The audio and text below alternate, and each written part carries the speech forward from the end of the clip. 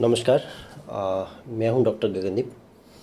आज मैं आपको बताने जा रहा हूं कि हेड इंजरी या सिर की चोट क्या होती है और इसके क्या क्या इलाज हैं और फाइनल रिज़ल्ट जो हम किसी मरीज़ का क्या एक्सपेक्ट कर सकते हैं कि सिर की जो चोट है उसके इलाज के बाद मरीज़ कैसे घर जा सकता है। हेड इंजरी के जो मुख्य कारण हैं उनमें से एक है जो रोड साइड एक्सीडेंट हो जाते हैं। ठीक है कि फास्ट व्हीकल्स आजकल हमारे चलते हैं और उसकी वजह से जो चोट लग जाती है, तो वो सबसे इम्पॉर्टेंट कारण है और सबसे कॉमन कारण है हेड इंजरी का। दूसरा है कि अगर कोई ऊंचाई से गिर जाए, छत से गिर जाए या किसी भी और ऊंची जगह से गिर जाए, कोई स्पोर्ट्स इंजरी में भी कोई हाइट से गिर जाए तो हेड इंजरी हो सकती है।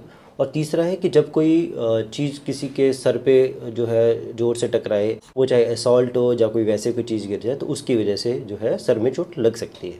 तो सबसे पहले हम जानते हैं कि जो भी किसी भी बीमारी को समझने के लिए हमें पहले उसकी बेसिक जो उसकी एनाटमी होती है, जो जो उसकी बनावट होती है, उसके बारे में समझना पड़ेगा।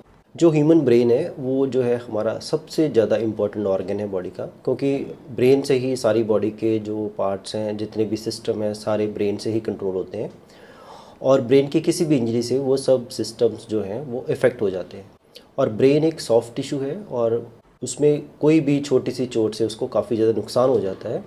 ब्रेन है जो वो नर्व सेल से बनता है और नर्व सेल की एक ख़ास जो बात है बाकी सेल्स में जो नहीं होती है, कि नर्व सेल एक बार जब पूरी तरह डैमेज हो जाए तो उसकी रिकवरी ना के मात्र होती है। और इस पे बहुत सारी रिसर्च चल रही है कि कैसे हम जो है ब्रेन डैमेज जो सेल्स होते हैं, जो नर्वस सेल्स होते हैं, कि उसकी रिकवरी कैसे की जाए। और क्या ब्रेन जो है वो हमारे एक स्कल जो है, जो बोन होती है स्कल बोन, तो इसके अंदर रहता है। तो जो स्कल बोन होती है वो काफ़ी सारे बोन से मिल के पूरी की पूरी जो स्कल बनती है। और ये काफ़ी हार्ड बोन होती है और इसका फंक्शन यही है कि उसके अंदर जो सॉफ्ट हमारा ब्रेन है उसकी प्रोटेक्शन के लिए इतनी हार्ड जो है स्कल होती है। तो आप इसमें देख रहे हैं कि ये हमारी जो है डिफरेंट बोन्स हैं, ये फ्रंटल बोन है, ये पैराइटल बोन है, ये टेम्पोरल बोन है, या फिर ये जैसे ऑक्सीपिटल बोन है। ये सब बोन्स हैं जो स्कल बनाती हैं। और ये नीचे का जो पोर्शन होता है वो होता है स्कल बेस। और इस स्कल के अंदर जो ब्रेन होता है उसमें जो है अलग अलग पार्ट्स होते हैं जिसको हम लोब्स में डिवाइड किया होता है, जैसे frontal lobe, parietal lobe, temporal lobe, occipital lobe.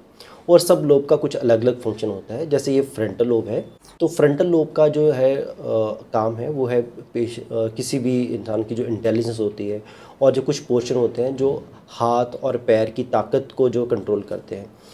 तो अगर किसी उस पार्ट में इंजरी हो जाए जिससे कि हाथ की पावर का कंट्रोल है, तो उस हाथ में कमजोरी आ जाएगी। और ये जो पैराइटल लोब होती है, तो पैराइटल लोब का क्या फंक्शन है, जो जो भी हमारी बॉडी में सेंसेशन होती आती हैं, जैसे हॉट, कोल्ड या फिर पेन होती है, तो वो सबकी सेंसेशन जो है वो पैराइटल लोब में आती है। इसके अलावा जो टेम्पोरल लोब होती है, इसमें जो हमारी जो मेमोरी का फंक्शन है वो टेम्पोरल लोब में होता है। और ऑक्सीपिटल लोब जो होती है ये हमारी विजन जो है विजुअल एरिया होता है इसमें। और स्कल के नीचे जो जो पूरी स्कल की कैविटी है उसके अंदर जो ब्रेन होता है, तो ब्रेन और जो बोन के बीच में कुछ कवरिंग्स होती है जिसको ब्रेन कवरिंग्स होते हैं। और उसकी जो है मेन 3 लेयर्स होती हैं। जो सबसे बाहर वाली होती है ड्यूरामेटर, वो काफ़ी हार्ड जो है एक कवरिंग होती है। उसके अंदर एक अरेक्नोइड मेंबर की लेयर होती है और उसके अंदर एक पायामेटर की लेयर होती है। और जो ब्रेन होता है तो उसके अराउंड एक फ्लूइड होता है जिसको सेरेब्रोस्पाइनल फ्लूइड बोलते हैं। और इवन अंदर वेंट्रिकल्स कुछ होते हैं जो ब्रेन के अंदर होती हैं, उसमें भी ये फ्लूइड होता है। तो ये एक शॉक अब्जॉर्बर का काम करता है, क्योंकि बोनी एक बोनी कैविटी है, उसके अंदर ब्रेन है, तो उसके अराउंड सीएसएफ जो है एक फ्लूइड रहता है, ताकि इसमें ब्रेन फ्लोट करता रहता है, ताकि वो इंजरी के चांसेस और उसको शॉक अब्जॉर्बर का काम करता है। आपने सुना होगा किसी के दिमाग की पानी की इन्फेक्शन होगी या रीढ़ की हड्डी से पानी का टेस्ट ले, वो यही सेरेब्रोस्पाइनल फ्लूइड होता है। और अब हम जानते हैं कि जो बीमारियां होती हैं, जो चोट लगती है जो ब्रेन के अंदर, तो उसकी इतनी ज़्यादा इंपॉर्टेंट क्यों होती है और इतनी खतरनाक क्यों होती है। देखो, जो स्कल कैविटी है उसका एक फिक्स्ड वॉल्यूम होता है पूरी जो स्कल कैविटी का। जैसे एक मान लीजिए एक प्रेशर कुकर है जैसे, तो उसका एक फिक्स्ड वॉल्यूम है। तो उसके अंदर ब्रेन ने कुछ स्पेस ली हुई है, कुछ जो हमारा जो ब्लड जो फ्लो हो रहा है उसको सप्लाई के लिए, या फिर सेरेब्रोस्पाइनल फ्लूइड है जो, वो सब ने एक एक अपनी अपनी स्पेस ली हुई है। लेकिन जब कहीं ब्रेन में कोई ब्लीडिंग हो जाती है, चोट की वजह से, किसी और की वजह से, या कोई ट्यूमर हो जाता है, या किसी भी जब ब्रेन में स्वेलिंग हो जाती है, तो इससे क्या होता है कि अंदर जो है ब्रेन के अंदर प्रेशर बढ़ता है। तो प्रेशर बढ़ने से क्या है, कैविटी सेम है और उसमें वॉल्यूम बढ़ गया है कि ब्लड का वॉल्यूम या ट्यूमर का वॉल्यूम है, उससे क्या है ब्रेन की हर्निएशन, मतलब कि ब्रेन का कुछ पोर्शन स्कल कैविटी के बाहर आने की कोशिश करता है। तो ये सॉफ्ट ऑर्गन आपको बताया, जैसे प्रेशर बढ़ता है तो ये सब जितना भी ब्रेन का फंक्शन है उस पर इफेक्ट करता है। और हेड इंजरी में क्या होता है कि जैसे हम किसी मूविंग व्हीकल में जा रहे हैं, फास्ट जा रहे हैं, तो हमारा सर कहीं चीज़ से टकराता है, तो स्पीड से जा रहा है सर, तो ऐसे टकराता है, तो क्या होता है कि ब्रेन टिश्यू सारे का सारा है जो आगे बोन से टकराता है।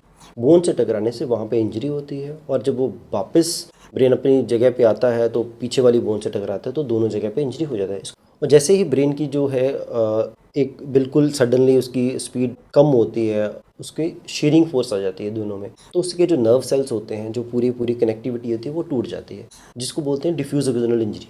और जो चोट लगती है दिमाग में, उसके क्या क्या टाइप हैं चोट लगने के, जैसे देखिए स्कल बोन में कोई चोट लग जाए तो स्कल बोन का फ्रैक्चर होकर वो ब्रेन में चली जाती है, और ब्रेन को जो स्कल के जो स्कल बोन के जो शार्प एजेस होते हैं उससे ब्रेन में इंजरी होती है। और जो डिफरेंट टाइप की ब्लीडिंग हो सकती है दिमाग में, होता है एक्स्ट्रा ड्यूरल, मतलब ये आपने बताया कि एक कवरिंग होती है ब्रेन की, एक टफ कवरिंग होती है ड्यूरा, अगर उसके बाहर तो उसको एक्स्ट्रा ड्यूरल हेमरेज बोलते हैं, उसके अंदर हो तो सब ड्यूरल हेमरेज बोलते हैं। इसके अलावा अगर रेक्नोइड लेयर होती है जो सेकंड लेयर, उसके नीचे हो तो सब रेक्नोइड हेमरेज बोलते हैं। इसके अलावा ब्रेन के जो टिश्यू जो पेरेन्काइमा बोलते हैं, तो उस ब्रेन के अंदर भी ब्लीड हो सकती है।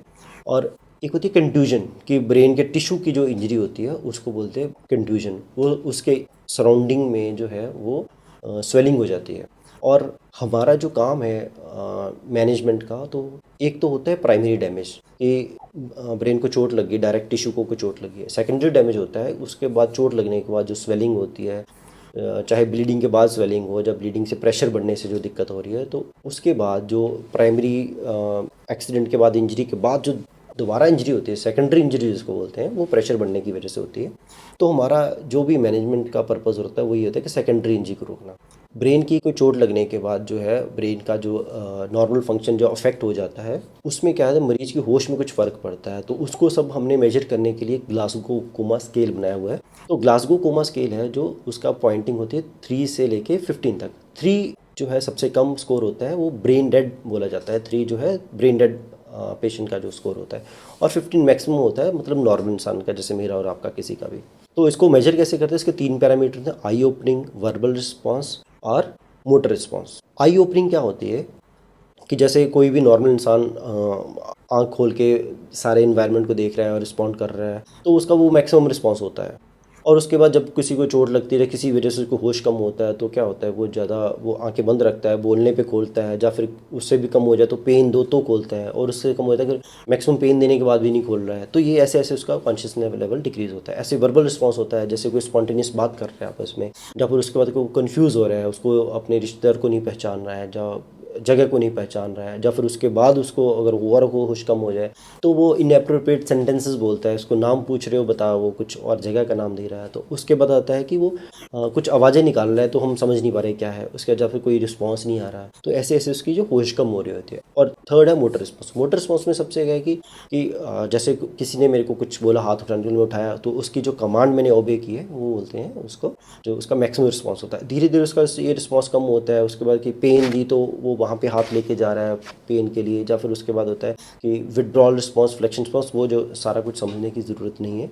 आम पब्लिक के समझने की यही बात है कि पूरी होश वाले आदमी, और जो जीसीएस के अकॉर्डिंगली जैसे है कि आंखें पूरी तरह से खोल रहा है या नहीं खोल रहा है, या दर्द पे खोल रहा है, पूरी अच्छे से बात कर रहा है या कन्फ्यूज़ है या नहीं बोल रहा है, हमारी बात समझ के कमांड ओबे कर रहा है, या फिर उसको पेन पे हाथ हिला रहा है या बिल्कुल नहीं हिला रहा है, तो ये चीज़ें समझनी है कि जैसे जैसे ये चीज़ें कम होती जाएंगी तो मरीज़ का जो है सीरियसनेस बढ़ती जाएगी। और देखिए आपको पता होगा कि जैसे हेड इंजरी के जो पेशेंट होते हैं, तो उसमें जो है आपने देखा होगा कि उसकी जो प्रोग्नोसिस जब उसका फाइनल रिजल्ट होता है, कई बार आपने पता चलता है कि वो पेशेंट बेड रिडन रह जाता है या होश में नहीं आता है। तो अगर ऐसा रिजल्ट है तो हमें इलाज क्यों करवाना है। देखिए ये जो हम जानते हैं कि पेशेंट बेड रिडन रह जाता है जो, या फिर उसको कोई रिस्पॉन्ड नहीं कर पाता है, तो इसके कुछ रीज़न्स हैं। रीज़न है कि कितने लेवल की इंजरी हुई है। देखो, अगर किसी का जो जीसीएस है 13 14 15 के बीच में है तो वो फुली रिकवर कर जाएगा, लेकिन अगर किसी का 8 9 10 11 12 के अराउंड है तो मॉडरेट इंजरी होती है, लेकिन उसमें भी पेशेंट रिकवर कर जाता है अगर टाइमली उसका ट्रीटमेंट हो जाए तो। अगर 8 से कम है, शुरू में ही अगर सीवियर इंजरी हो चुकी है पहले, तो उसका जो है प्रोग्नोसिस जो है वो अच्छा नहीं रहता है। और हर पेशेंट जो है वो उसके लिए उसका राइट है कि उसको बेस्ट ट्रीटमेंट मिले ताकि उसको फुल रिकवरी का चांस मिले।